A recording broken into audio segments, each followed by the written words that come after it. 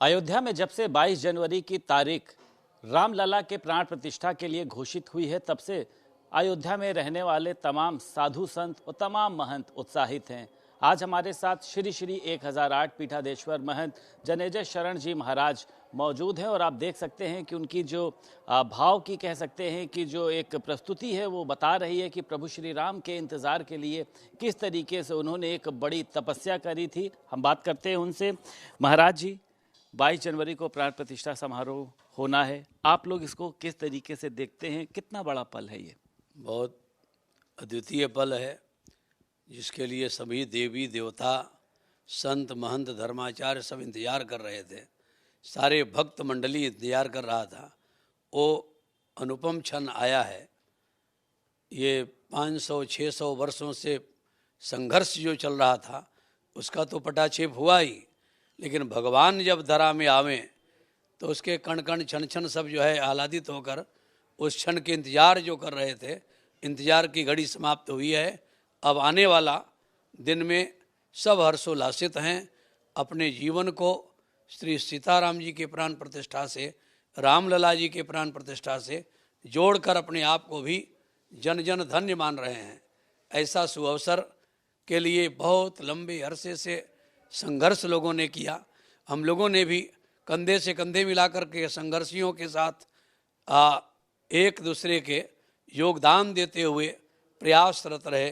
कहीं रामालय ट्रस्ट बना, कहीं राम जन्मभूमि मंदिर निर्माण न्यास बना, कहीं श्री राम जन्मभूमि न्यास बना, कई तरह के संगठन बने और सारे संगठन आज एक मुख्य धारा में आकर श्री रामलला जी के प्राण प्रतिष्ठा के साथ में कंधे से कंधे मिला करके सब हैं।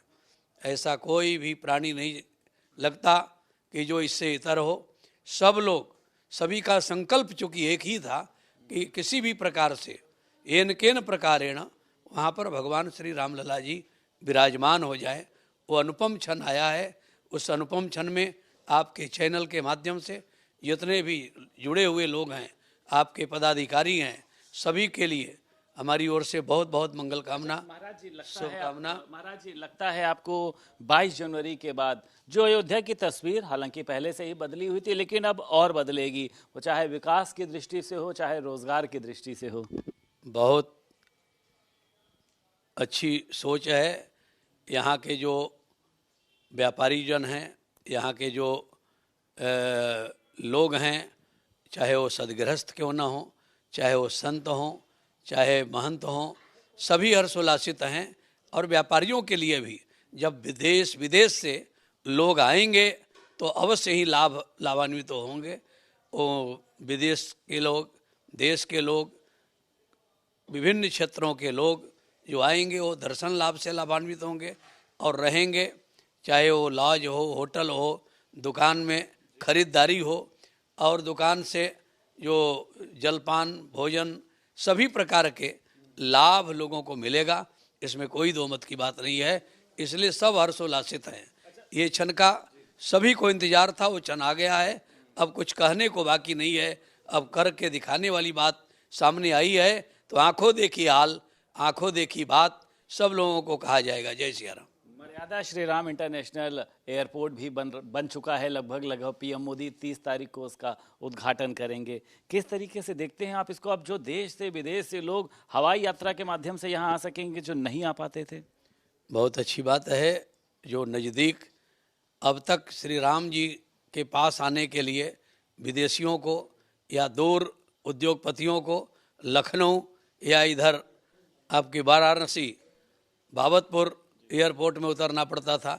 अब श्री राम जी के दरबार में यहाँ आ करके विमान, जो पुष्पक विमान यहाँ आया था, पुष्पक विमान के सदृश ही यहाँ पर विमान आ रहा है और सभी लोग आकर के ये श्री राम जी का दर्शन नाम रूप लीला धाम से जुड़ने के लिए आएंगे। इसलिए अति महत्वपूर्ण है और सबको सुविधा आज के समय में होना ही चाहिए। सुविधाजनक व्यवस्था रहेगी तो उत्तरोत्तर वृद्धि होगी और उत्तरोत्तर सभी को लाभ मिलेगा।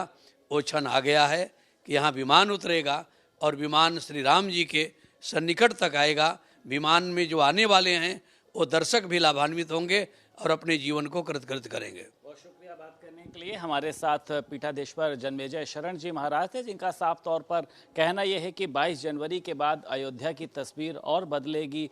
तमाम लाखों की संख्या में श्रद्धालु यहाँ पर रामलला के दर्शन करने पहुंचेंगे।